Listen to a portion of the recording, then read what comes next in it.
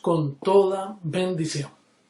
Hoy es el mejor día de nuestras vidas. Vamos a leer a Juan capítulo 10, verso 16 en este momento. Dice, también tengo otras ovejas que no son de este redil. Hablando del redil judío que él estaba pastoreando como Jesús de Nazaret, con el evangelio de la circuncisión. Dice, aquellas también debo traer, hablando de nosotros los gentiles, y oirán mi voz, y habrá un rebaño y un pastor. Nota esa palabra ahí, habrá un rebaño. En otras palabras, ahora no es, ahora hay un rebaño que ni cree en mí, que son los judíos, y ni rebaños son. Por eso no le llamó la amada a ellos. Pero entonces él dice futuro, habrá un rebaño y un pastor. A estas también debo traer. Pero no Jesús de Nazaret, sino el espíritu que está en él, que iba a estar en otro velo. Siempre tenemos que hacer énfasis en eso para poder entender que a veces Jesús de Nazaret habla de él, pero es el espíritu que está en él, que se va a manifestar en otro velo que no es él, no es el nazareno, sino como ya hemos aprendido. Entonces, para haber un solo rebaño, tiene que haber un solo evangelio. Para haber un solo pastor, tiene que ser que el pastor esté presente. Y para haber una iglesia, tiene que haber un evangelio que la edifique. Tú tienes, hablando proféticamente, ahora en otro velo, en Ezequiel 34:23 dice, proféticamente hablando, dice, yo salvaré a mis ovejas y nunca más serán para rapiña, y juzgaré entre oveja y oveja, y levantaré sobre ellas a un pastor. Dije 23, el 22 y 23.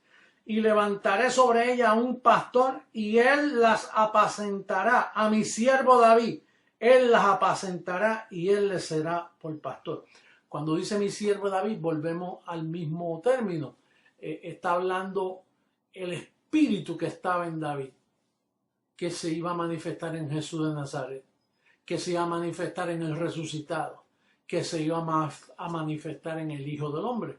Porque es un género. El género Jesucristo significa que Él es el mismo ayer, hoy, por los siglos en espíritu, pero no necesariamente el mismo velo.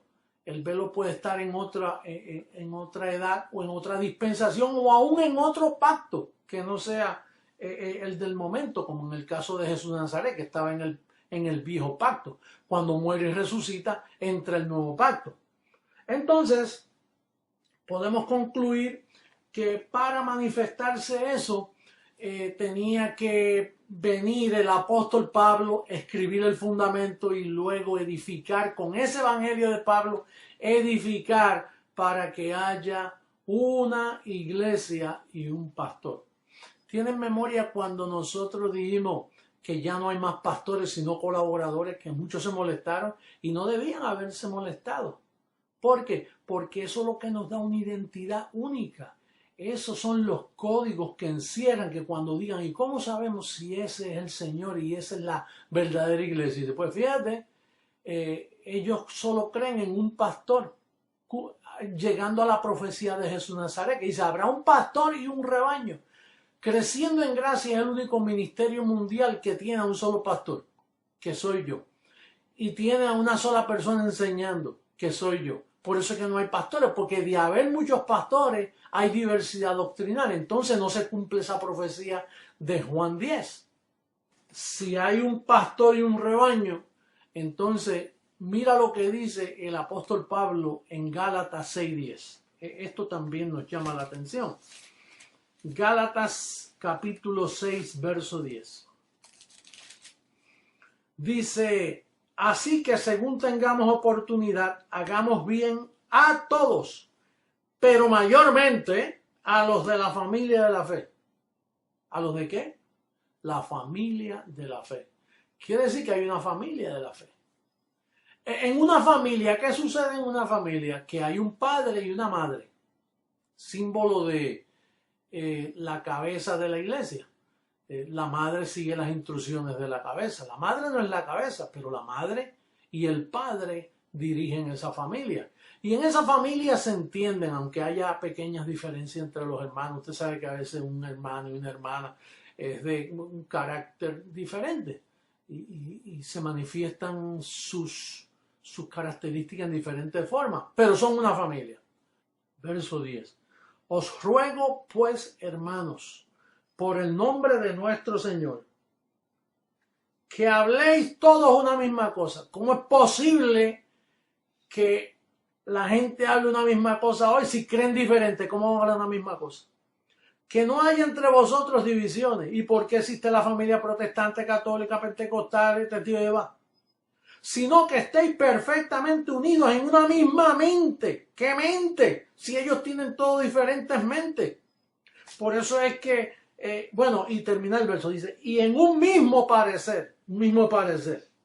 Por eso es que se está el movimiento ese ecuménico mundial. Ecumenismo significa que creen más o menos lo mismo. Aunque sea para poderse mirar y hablar, porque si no se comen unos a otros. Porque es que no hay una misma mente. La mente de Cristo se fue de la tierra con la partida del apóstol Pablo, que era el que tenía la mente de Cristo manifestada para escribir el fundamento del evangelio de la incircuncisión. Al eso desaparecer, imagínate, desapareció la mente de Cristo, rechazaron a Pablo y comenzó cada cual a hablar diferente, a no pensar lo mismo. Pablo dice, mire, yo les ruego que hablen lo mismo. Nosotros mundialmente hablamos lo mismo. No decimos aleluya, decimos ¿cómo? Padre. No decimos Dios te bendiga, decimos ¿cómo? Bendecido. Y tenemos la Universidad de la Gracia que nos enseña a hablar. Cuando decimos una leve, estoy pasando por una leve, ya tú sabes lo que estamos hablando. Por eso hay exhortaciones como la que le dijo Pablo allá en Romanos capítulo 16, en el verso 17 de Romanos. Mas os ruego, hermano, que os fijéis en los que causan divisiones y tropiezos en contra de la doctrina que vosotros habéis aprendido, y que os apartéis de ellos, porque tales personas no sirven a nuestro Señor Jesucristo, sino a sus propios vientres, y con palabras suaves y lisonjas engañan a los corazones de los ingenuos. Por eso es que existen exhortaciones así. Por eso es que Pablo le dice a Timoteo en primera carta a Timoteo capítulo 4 verso 16. Mira cómo le dice. Dice Timoteo, ten cuidado de ti mismo y de la doctrina. Persiste en ello, pues haciendo esto te salvarás a ti mismo y a los que te oyeren.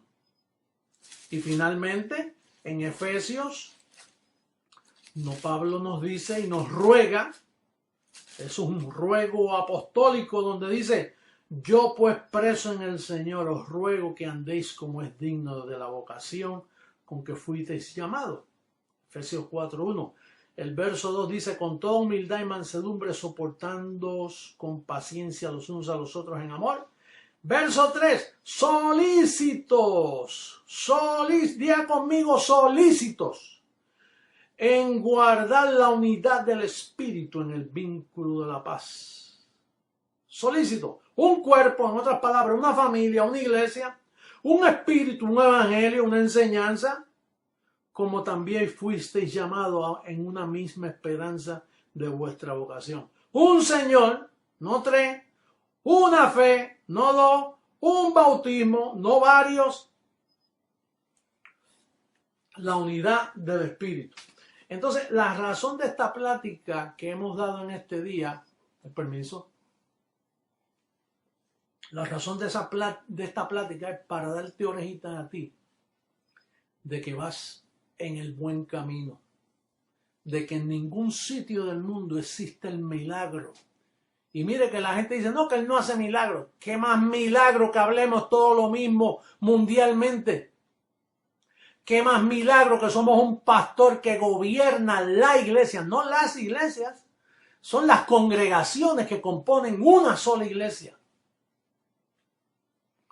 ¿Qué más milagro que pensemos lo mismo? Que hay un sentir, que hay obispos y colaboradores que tienen la humildad de someterse a este servidor, porque tienen sus pensamientos organizados.